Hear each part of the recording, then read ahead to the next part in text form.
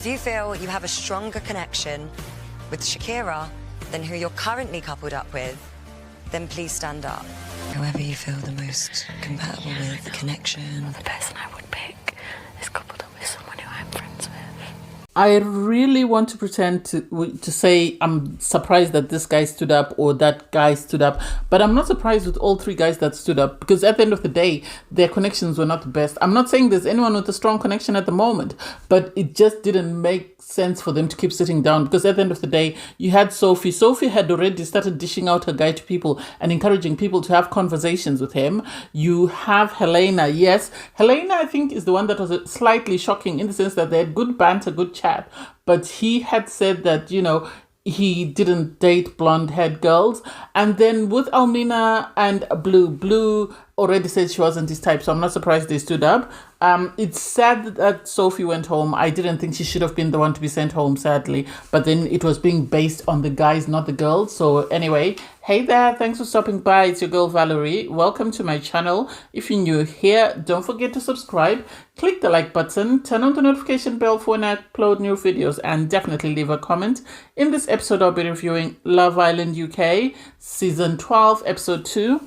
So Maya Jama leaves and poor Shakira is shaken. You can see she wants to cry. It would be devastating for anyone, because you've just come into the villa. It's less than 24 hours. You were in a couple. You really liked the guy you were with, and suddenly that guy is gone because somebody else has stolen them and you're put on notice. So I get why she's upset, and I get why she's sort of trying to find her own space. Everyone kept asking her, are you okay? Are you okay? And I think she was just trying to find a quiet space, maybe for a quick cry or just to sort of regroup and see what she does.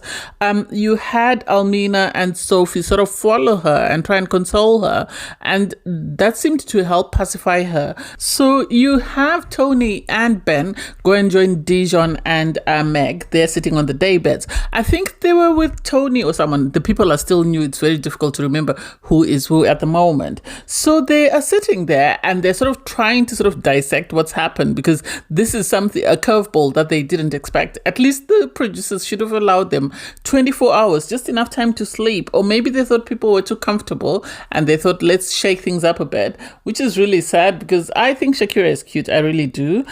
So she comes out, picks up her bottle, and you can see she doesn't know where to go, because she knows all the girls are now antsy because they know that she's coming after their guys.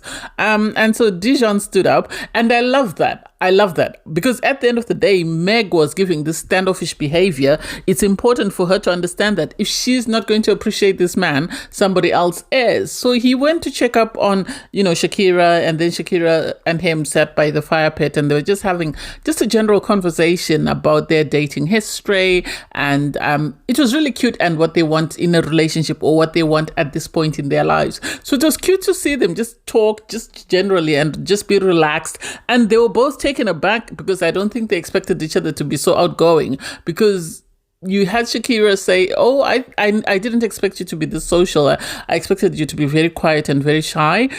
So that was nice to see. But then at the same time, you had Meg staring daggers at Dejon, because now she's thinking, oh, I'm about to go home. And it's like, are you staring daggers because you're jealous, or are you staring daggers because you don't want to be the first person dumped? I didn't understand that, but I thought it was cute, the fact that she was staring daggers and she was trying to sort of make him be aware that she's watching. And he could tell in his confessional, he said, oh my God, I think my shirt has got a hole from the way Meg kept staring at me.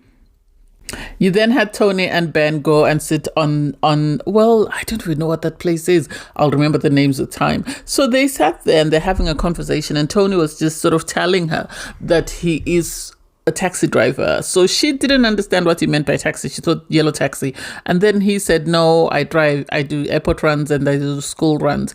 And so personally, I would have been surprised as well, because he's too young to be a taxi driver. Taxi drivers are normally associated with grown, sort of old, maybe retired men. So the idea that at his age he's a taxi driver was a bit shocking. They spoke about travel, and it seems everybody Tony has spoken to, the first question she's asked, have you been to America? And it's like, love, America is just, one country in a world full of so many countries and continents. So the idea that everybody should have traveled to America, I don't think so. So I didn't get why she was taken aback by that, because she even asked everybody on the daybeds, have you been to America? Have you been to America?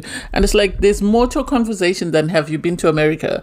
You should have asked him, have you traveled outside of the UK? And he should have told you yes, outside of going to where they filmed the show, and he would have told you. You'd be surprised, maybe it's been on a couple more continents out that just don't involve being to America. So I was taken aback when Ben said he was happy to be stolen. He said she needed to be shaken, and it's like, why? What has Shakira done in less than 24 hours that make you feel like she was becoming secure? Were you worried that she was now sort of about to husband you, or what? What is it? I didn't quite get that. When he sort of forgot her name, I laughed. I did laugh, because I just thought to myself, wow, that's crazy. But I don't know. I think they're going to be a toxic couple, just looking at them from the jump. I think they're going to be a toxic couple. I don't want to lie. Something about them is off between Tony and Ben. They're going to be entertainment gold if they stay as a couple. That's just my opinion. You have Meg sit down with Dejon for a conversation, and Dejon is just reassuring her and telling her that, nothing really happened. He is good in his couple. He's happy to stay where they are. She sort of it sort of seemed to ease her nerves, because I think at that point Meg was worried that Dejon might have connected with Shakira and might be making moves to try and leave her. So I love that he's keeping her on her toes, as long as he's respectful with it and he doesn't disrespect her by starting to make out to someone or go to the hideaway and stuff. Then I would assume they would be good. I think they look like a cute couple as well. You have Tommy sit down for a conversation with Shakira. They're sort of talking about, his grandparents and how his grandparents created this big family, and he hopes one day he'll be able to create a big family of his own. And while they're having this conversation, Megan walks up and she pulls him for a chat, and it's like, why are we doing this? Why are we being territorial in less than 24 hours? Even if you drag your man away, at the end of the day, Shakira is going to stand up. She's going to say who she likes, and that's it. So once she left, you had Megan and Tony have a conversation, and Tony said, he's never shared a bed with a girl. And hey, it is what it is. Maybe he meant slept the night, but he has shared the bed. I don't know. Because even when the girls were getting ready for the night and Megan brought this up, the girls were asking that, is he a V then if he hasn't shared a bed with a girl? And she said, no, he just said he hasn't slept the night with someone. So I can't wait to see what happens there. It was interesting to see how people slept, because everybody else minded their own personal space. Dejon and Meg, not so much, but people like Tony and Ben and Tommy and Megan, they were actually cuddling, and it's like, oh my God, on day one, and you said you have never shared a bed with a girl, but you're already cuddling someone. Make it make sense. So in the morning, the islanders wake up and everyone is worried, because they know by the end of the day, someone will have gone home. There's no two ways about it. Someone will have gone home, and there's nothing anyone can do, because that's the name of the game. So you have poor Shakira. She's sort of wandering around the villa. Well, she starts off by having a conversation with Tony, and Tony's asking her, who are you interested in? Is there someone you want to explore connection with? And she sort of says to Tony, you're in a good position because at least you're safe. I really like Ben, but I don't know where I stand now. So she's open to speaking to the guys to see if she can connect with anyone and if they can build on it. And so she goes for a chat, her first chat. These people all look the same. Well, she had a chat with Connor, Harry, and Blue, and Tommy. And so all the conversations were superficial, in my opinion, because she is a stunning girl. Don't get me wrong. So it's not like any of the boys are going to find her sort of a bit hideous. But the problem is, does she connect with someone? Does she develop something? And she seemed to get a lot. Well, she seemed more cordial with most of them. I thought with Blue there was something there, and I think with, was it Harry? I don't think so. But it seems when she speaks to Tommy, it seems they really get along or they click. And sadly for her, this is the second time. Megan was on the daybeds with the rest, with some of the other islanders, and they were telling her, she was saying, should I go and steal my man? Should I go and steal my man? I should mark my man. Maybe I should take him to the terrace. And they were all encouraging that nonsense. So she went and she took Tommy, and it's like, you did the same thing yesterday. Now you're doing the same thing now. Tommy and Megan are giving me toxic vibes. They're giving me Kieran and Nicole from last season, sadly. They're going to be that couple that is so annoying because they're constantly fighting and bickering. So they went to the terrace. Nothing really stood out outside of the fact that they find each other attractive. And from there, they shared a kiss. Anyone surprised? No, they were going to do that anyway. So this is a bit uncomfortable, especially when you have someone like Shakira in that situation. Because if Shakira decides to steal Tommy, then she looks like the bad guy. Because people say, oh, they were connecting, they shared a kiss on the terrace, they did that and the other. But no, she should have been allowed to explore connections. This happened on Love Island Australia, as I said in my previous review. And people weren't this messy, or maybe it was because it was a guy that was trying to... Yeah, it was Dylan who was trying to find a connection in one of the girls. So I don't get why she's doing this. So you have the islanders getting ready for the night, and the girls are really anxious because at the end of the day, they know that one of them is going home, because there's no way none of the guys is going to stand up, when it's time, when they're asked to stand up for Shakira. So girls are nervous. Shakira is being very vague. She won't say who she'll pick. And the twist that came with it, I think nobody expected it. So once they've picked up their drinks, you have the rest of the girls sit down by the mini fire pit, and you have Shakira go and have a chat with Tony by the fire pit. And Shakira is trying to say that, it's not about any guy in particular or any girl in particular. I'm just doing what's in my best interest at the end of the day, because I have to look out for me. As much as I like the girls and we've got very good friendships, I've also had great chats with the guys. The girls are sitting by the mini fire pit. They're nervous because they know that one of them will be going home. And so they don't know who, but they're nervous that one of them will be going home. And so people are starting to think, should we maybe have kissed our guys? Should we maybe have pushed up? And it's like, people knew that someone was going home, and the chances of you going home are based on the fact that you and your partner don't have a connection. So the idea that the girls didn't graft their guys and decided to leave it up to, whatever Shakira decided to do didn't make sense to me. To me, it didn't make sense, because at the end of the day, they should have grafted their guys and secured their guys. I'm not saying everybody should have kissed their guy, but at least they should have grafted their guys and secured them to make sure that their heads are not likely to turn. Jama arrives. She calls for everyone around the fire pit, and everyone is nervous because they don't know who's about to be dumped or what's about to happen. So it's revealed that, it's time for recoupling. 24 hours is up, and so Shakira is asked to stand up. And then the twist that came, I thought all the guys were going to stand up and then she was going to pick who she wanted. But instead they did it differently. They asked the guys that felt that their connections weren't the best to stand up.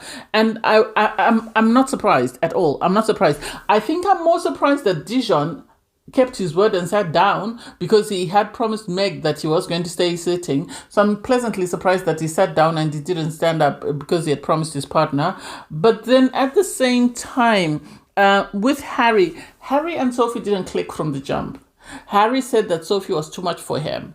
She was too strung up too tight, and it seemed she was, I don't know whether he was trying to say she's too intellectual for him or whatever he was trying to say. He felt that he and her were not aligned. So I'm not surprised that he stood up. Connor, though, was a surprise for me. Was a wild card. And I don't know whether it's because production asked him to stand up or whether he just stood up because he felt like standing up for the twist.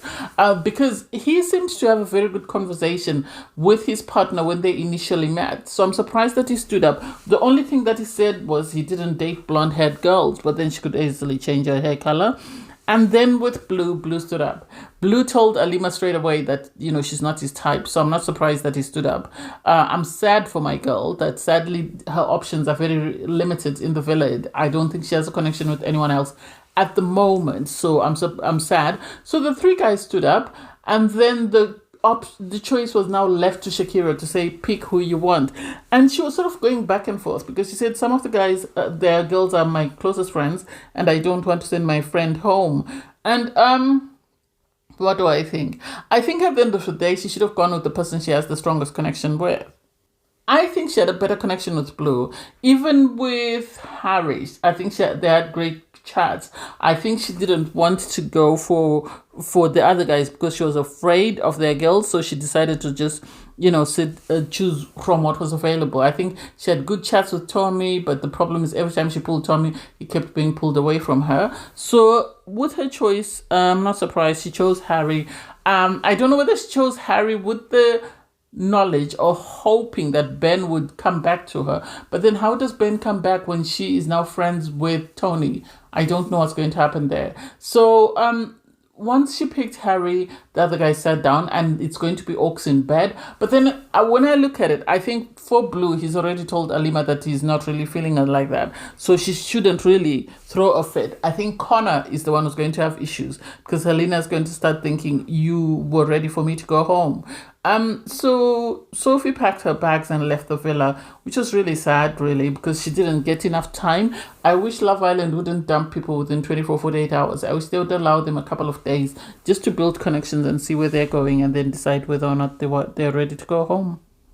Anyway, thanks guys for watching. Please don't forget to like, share, comment, and subscribe, and click the link in my video to watch my review from episode 1. Bye guys!